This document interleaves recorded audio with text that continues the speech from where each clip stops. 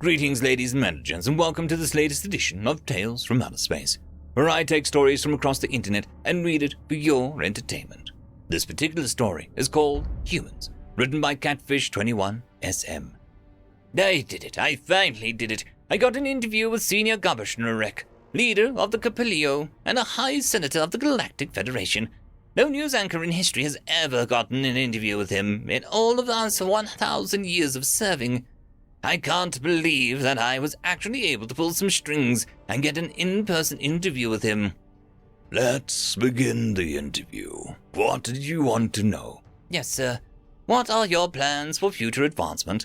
Well, after we finish building the Super Dyson Sphere around the black hole in our backyard, we plan to visit the nearest galaxy and initiate conversations with the various intellectual species there.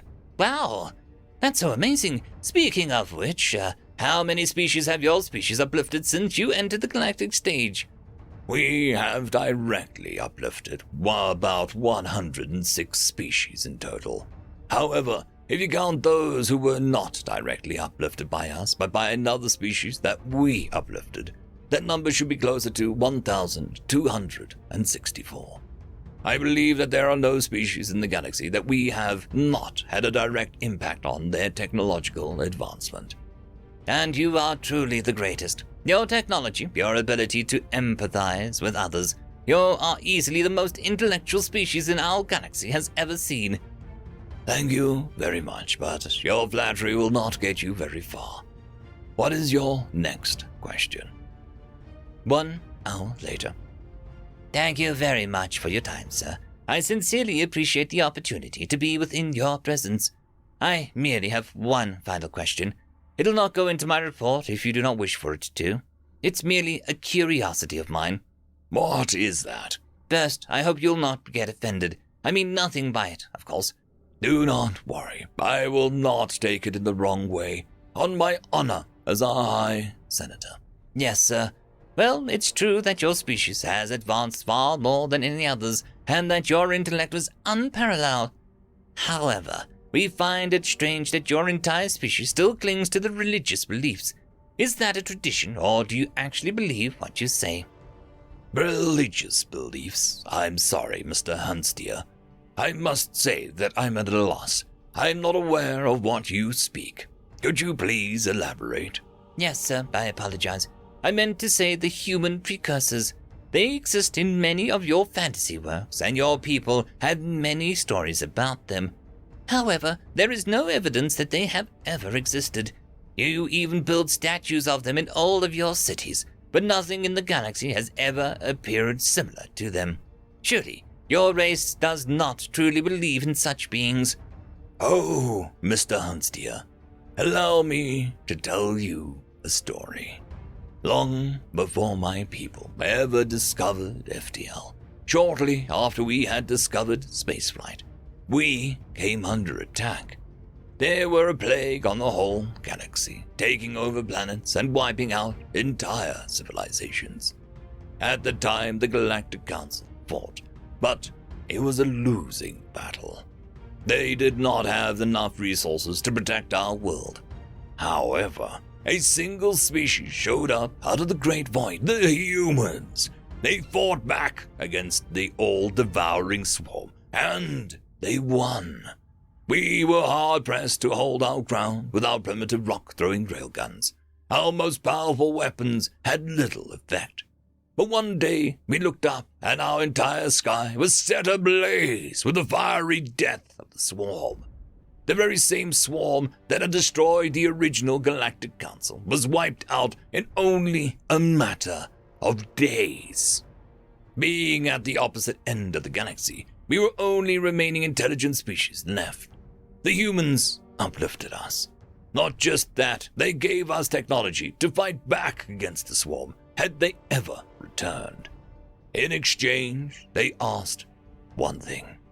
They asked us to protect the weak, as they had done for us. We happily agreed. My species will never forget the debt that we owed to the humans. If you think that we are intelligent, if you think that our technology is great, then you are wrong, Sir Reporter. The humans would dwarf us in every category quite easily.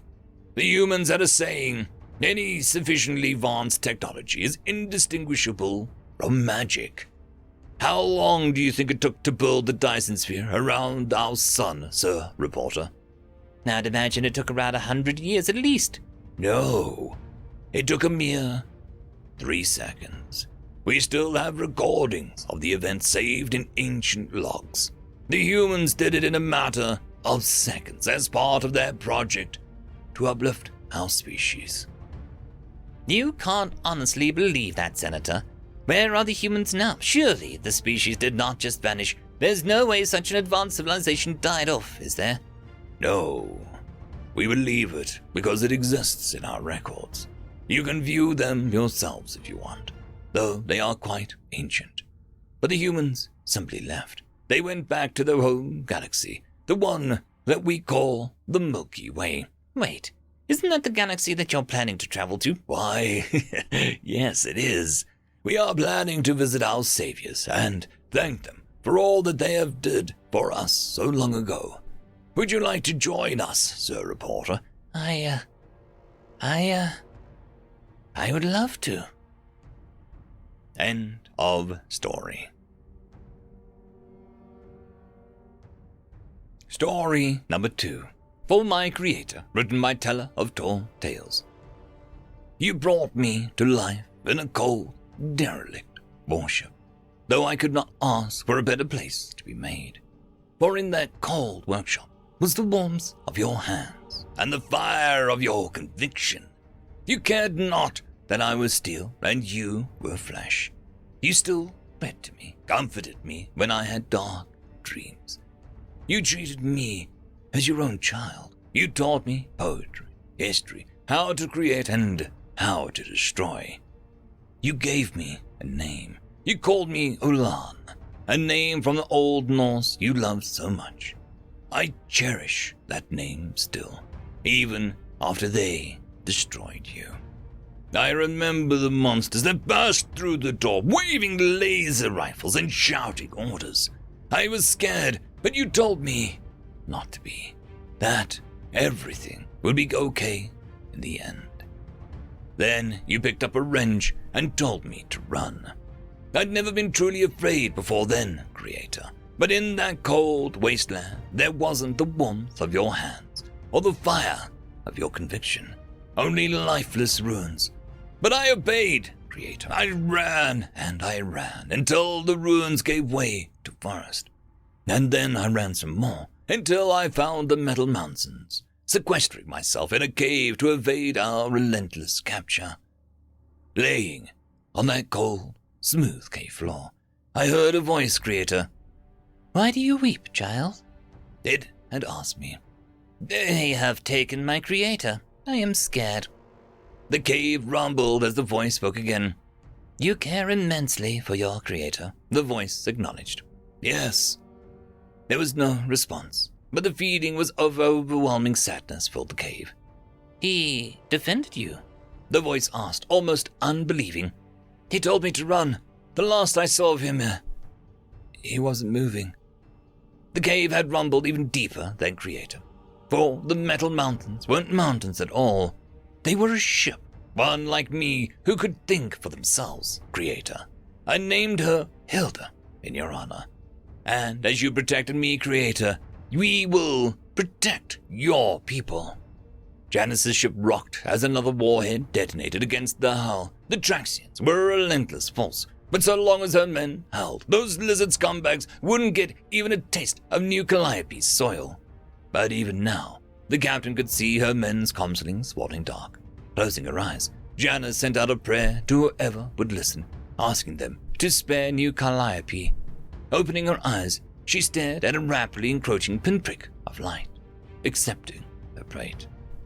Then, the space in front of her warped, bent, and finally exploded as a ship the size of a mountain burst into view. The photon torpedo splashed harmlessly off its shields.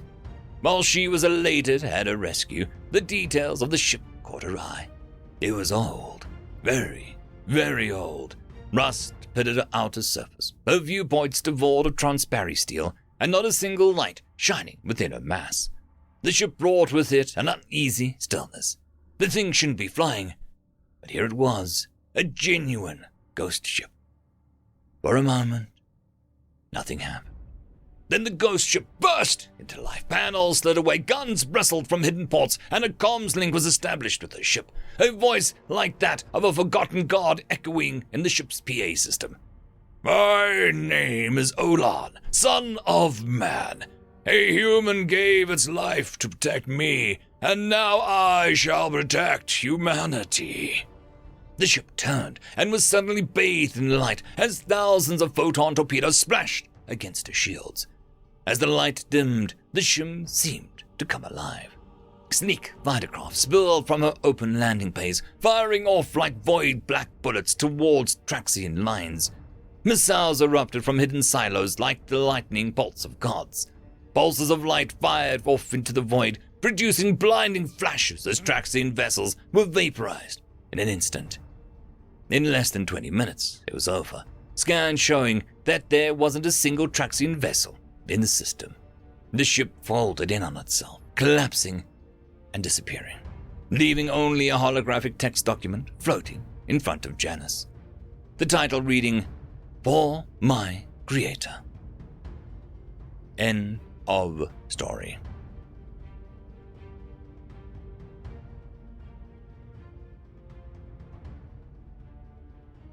I'd quickly like to thank the T5 channel members and patrons: Caspar Arnholtz, Cam Maxwell, Lord Azrakal, Dragzoon WRE, Holly Sister, Ambrose Cattell, and Quantum Wednesday. Thank you very much.